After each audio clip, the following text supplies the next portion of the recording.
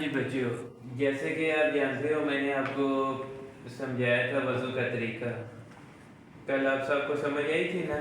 میں نے وضو کا طریقہ بتایا تھا. آج آپ سب نے مجھے بتانا ہے کہ وضو کیسے کرنا ہے، کیونکہ میں بھول گیا ہوں.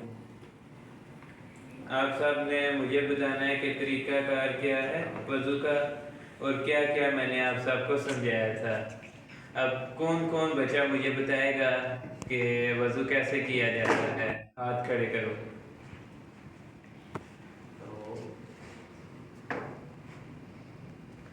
کھڑے کرو آج جن کو پتہ ہے.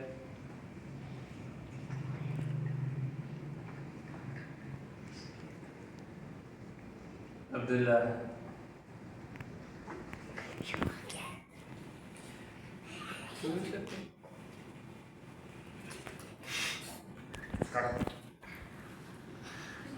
چلو آگے.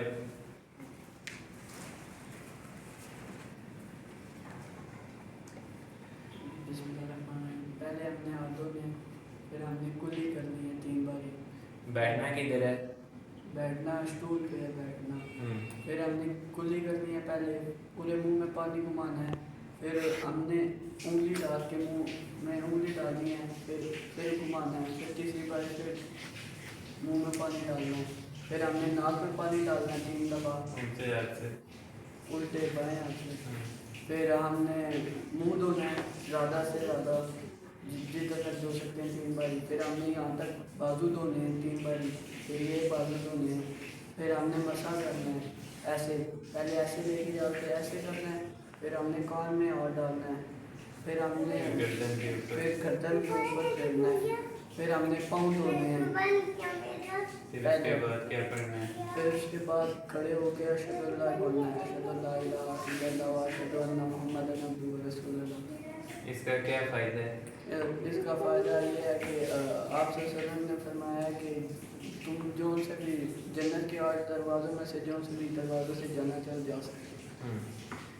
یہ دوسرا کلمہ پڑھنے کا یہ فائدہ ہے کہ آپ کو اللہ تعالیٰ حکم دے گا روز محشر کہ اے میرے بندے، تیرے لیے جنت کے 8 دروازے کھول دیے گئے ہیں. وضو کے بعد جو تو عمل کرتا تھا اس عمل کی وجہ سے یہ 8 دروازے کھول دیے گئے ہیں. اس 8 دروازوں میں سے جس سے تیرا من چاہے یا جس سے تو چاہے اس دروازے سے جنت کے اندر داخل ہو سکتا ہے.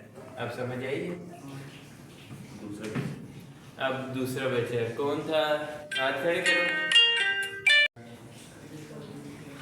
آ جاؤ.